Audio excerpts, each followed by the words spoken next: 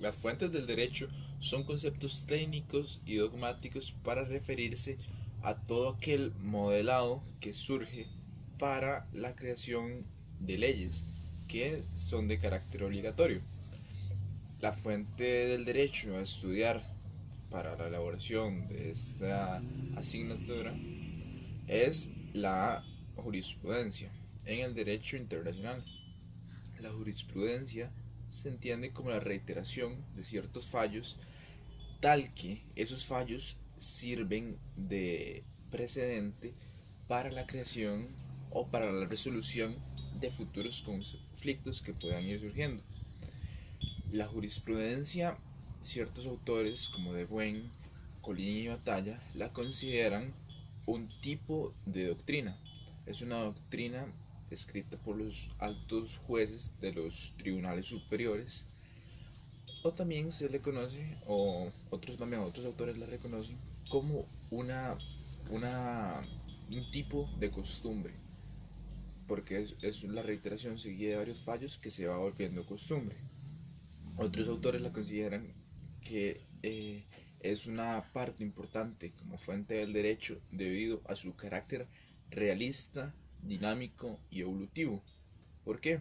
Porque aunque haya jurisprudencia, puede a partir de una sentencia reconceptualizadora surgir nueva jurisprudencia.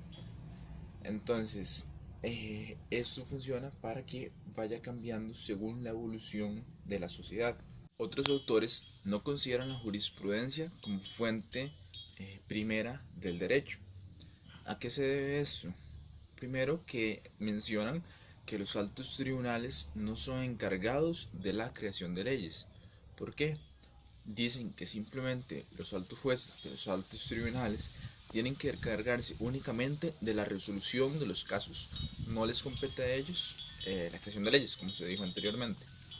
El segundo punto a tomar en consideración es que la jurisprudencia carece de dos características fundamentales de las leyes. No es general ni tampoco es abstracta. Como tercer punto, se dice que la jurisprudencia violenta el principio de seguridad jurídica, ya que puede ser cambiante y contradictoria en el tiempo. Eso puede inducir a ciertos errores. A continuación, les vamos a presentar dos entrevistas realizadas a dos profesores de Derecho Internacional que nos pueden expandir más el tema.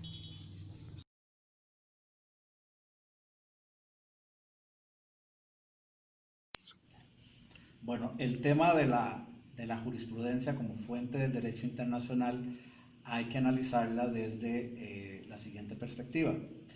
El Estatuto de la Corte Internacional de Justicia, que es una institución que se creó después de la Segunda Guerra Mundial, establece en el artículo 38 que la jurisprudencia es una fuente de derecho auxiliar y que tiene como función eh, servir de guía para la interpretación de las normas jurídicas del derecho internacional.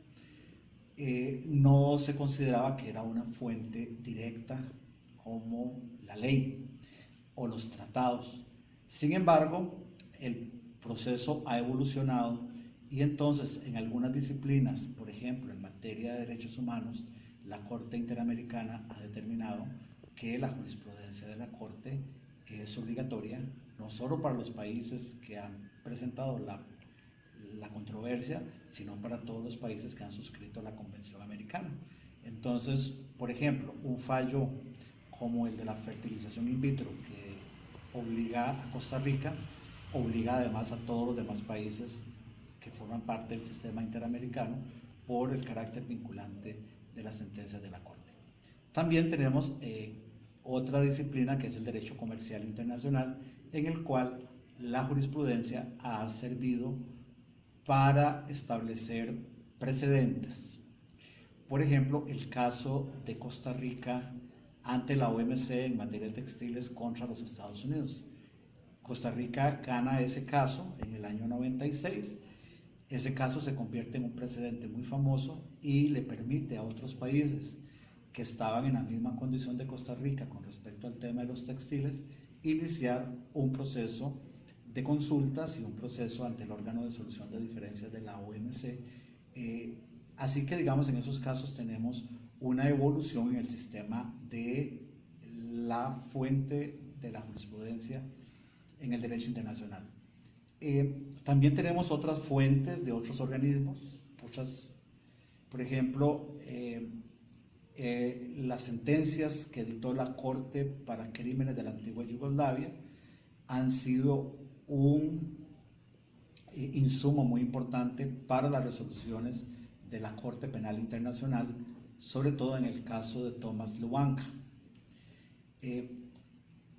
Si bien es cierto, en algunas otras áreas del derecho todavía no conocemos el tema de la jurisprudencia que se emite, por ejemplo, en materia de arbitraje, porque como los arbitrajes son privados, no podemos tener mucho acceso, pero sin embargo podemos tener alguna guía.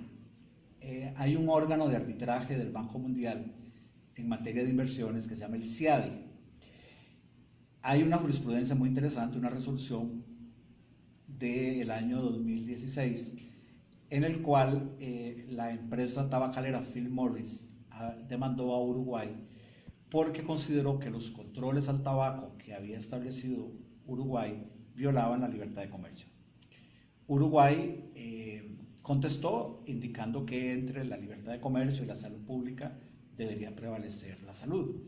Eso implicó que el CIADI, el órgano de solución de diferencias del CIADI, le diera la razón a Uruguay y la Philip Morris perdiera el caso. Esto es muy interesante porque habían otras tabacaleras, incluyendo las nuestras, que tenían interés de hacer el mismo reclamo, argumentando de que las restricciones al tabaco lesionaban su libertad de comercio. Sin embargo, a raíz del fallo del CIADI, se han detenido, porque es muy posible que, sin que sea obligatorio el precedente, es muy posible que se vuelvan a establecer un caso parecido, digamos, sentó como una línea en esa materia. También quiero decirle que la jurisprudencia como fuente del derecho internacional sirve como precedentes para temas nuevos. Por ejemplo, el caso de la isla Portillos, que Costa Rica demanda a Nicaragua.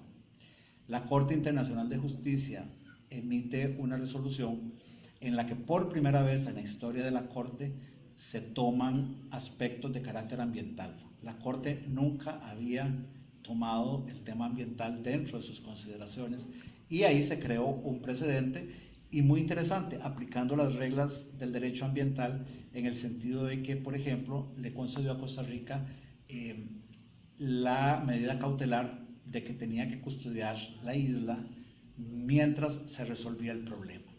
O también en el caso de la Corte Penal Internacional hay un voto de minoría de la jueza Elizabeth Odio Benito, que es la jueza costarricense ante la Corte Penal, en la cual ella, en el caso Lubanga, ella emite un voto en el cual analiza el caso desde la perspectiva de género, porque uno de los casos que se le atribuían a Lubanga era el tema de reclutar niñas como esclavas sexuales para su ejército. Y, digamos, es el primer caso en la historia reciente, moderna, en que hay una jurisprudencia donde se utiliza la perspectiva de género para pretender juzgar a Thomas Lubanga. El resto del tribunal no compartió la tesis de la doctora Elizabeth Odio, sin embargo, es un fallo, digamos, muy importante. Ahora, con respecto a casos emblemáticos que podamos tener a nivel de jurisprudencia, bueno, creo que nosotros como parte de la Corte Interamericana, ustedes pueden darse cuenta que, por ejemplo, el tema de la fertilización in vitro, al final lo terminó resolviendo el fallo de un tribunal, ¿sí? Y nosotros lo acatamos obligatoriamente. El tema del matrimonio igualitario va a ser igualmente resuelto por la Corte y en Costa Rica se va a aplicar por una decisión de la Corte y no porque vamos a aprobar ninguna ley. Es decir, el Estado de Costa Rica le hizo una consulta a la Corte y la Corte presumiblemente va a contestarle de que las restricciones son violatorias a la Convención. Entonces tenemos ahí casos donde la jurisprudencia y las decisiones de un tribunal vienen a sustituir la inoperancia, digamos, de los legisladores que debieron haber puesto el tema, digamos, actualizar el tema, y que es muy poco probable que lo haga. ¿De cuáles órganos se emite jurisprudencia? Bueno, de todos los que les he dicho, pero también el Tribunal Europeo de Derechos Humanos ha emitido jurisprudencia muy importante, que la Corte Interamericana lo utiliza a veces en sus resoluciones, y al revés también. La Corte Europea utiliza los fallos de la Corte Interamericana para resolver casos. Tenemos el tema del Tribunal del Mar también, que es un tema muy interesante, que la gente casi no conoce, que existe un tribunal para resolver temas referidos a los conflictos marítimos o sobre límites marítimos. Y lo que se emite en el Tribunal del Mar no es necesariamente obligatorio para los países, pero sí es como una guía importante para los fallos que se puedan presentar a futuro.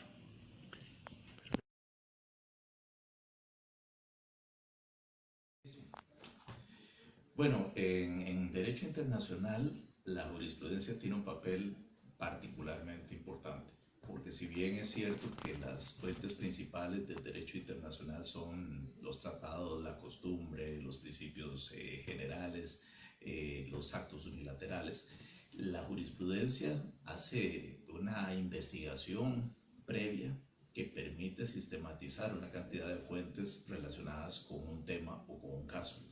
Y por eso la recomendación que quienes estamos involucrados en derecho internacional le damos siempre a los estudiosos de la materia, e incluso a quienes van a preparar un argumento en un litigio internacional, es que busquen casos que hayan sido resueltos anteriormente por ese tribunal o por tribunales similares, para que puedan confrontar qué fuentes se utilizaron, cuál fue el razonamiento que se siguió.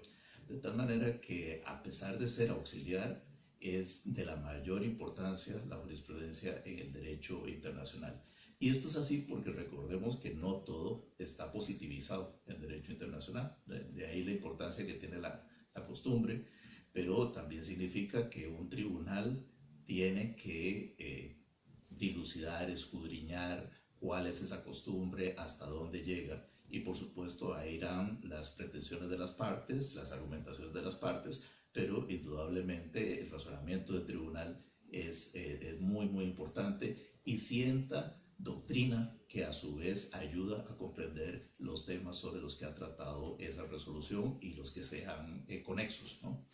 En segundo lugar, la importancia en algunos casos específicos. Bueno, estábamos mencionando ya la trascendencia que tiene en el derecho internacional la jurisprudencia. Cuando uno va a ver casos específicos que nos sirvan como elemento para adjudicarle este valor particular a la jurisprudencia, podemos ver toda la evolución, por ejemplo, del tema de responsabilidad internacional. Responsabilidad internacional, tanto la responsabilidad internacional más clásica, la del Estado, que en realidad ha sido una construcción jurisprudencial que ha hecho en primer lugar la Corte Internacional de Justicia, y ahí podríamos citar no uno, sino 50 casos que ha tenido la Corte Internacional de Justicia, en donde ha ido precisando qué se entiende por responsabilidad internacional del Estado, algo que ningún tratado ha podido hacer de manera integral. En segundo lugar, por ejemplo, todo lo que ha hecho la jurisprudencia en materia de derechos humanos. La Corte Interamericana de Derechos Humanos es un ejemplo de un órgano que ha revolucionado, por ejemplo, todo lo que se entiende por reparaciones en derecho internacional, al adjudicar a las víctimas de una violación de derechos humanos no solamente una indemnización, sino también solicitar a los estados que adopten una serie de medidas positivas que pueden tener que ver con el cambio de legislación, con la inducción a programas de capacitación o con el desarrollo de actos específicos para combatir que esas acciones se puedan repetir en el futuro. Esto junto con las garantías de no repetición y la necesidad de investigar, sancionar a quienes hayan sido directamente responsables por esta materia. Un caso bien interesante, por ejemplo, en la Corte Interamericana de Derechos Humanos, es la opinión consultiva. Opinión consultiva es la respuesta a una serie de preguntas que se le hacen a la Corte acerca de la interpretación de un tratado relacionado con los derechos humanos en el continente americano. Y yo ahí siempre cito la opinión consultiva 1699, que tiene que ver con la asistencia consular. Y esta opinión consultiva es bien interesante porque transformó la asistencia consular, que está en un tratado que no es de derechos humanos, es la Convención de Viena sobre Relaciones Consulares, lo transformó en parte del debido proceso cuando se está involucrando a un extranjero en un asunto penal. Es decir, que en la asistencia consular, la necesidad de contactar con el cónsul y que éste pueda brindar consejo legal a la persona ha sido transformado en parte del debido proceso gracias a una jurisprudencia en derechos humanos sobre un tratado que no es de derechos humanos y que tampoco es del ámbito interamericano. Entonces yo creo que eso nos evidencia mucho lo creativa y lo determinante que puede ser la jurisprudencia en derecho internacional.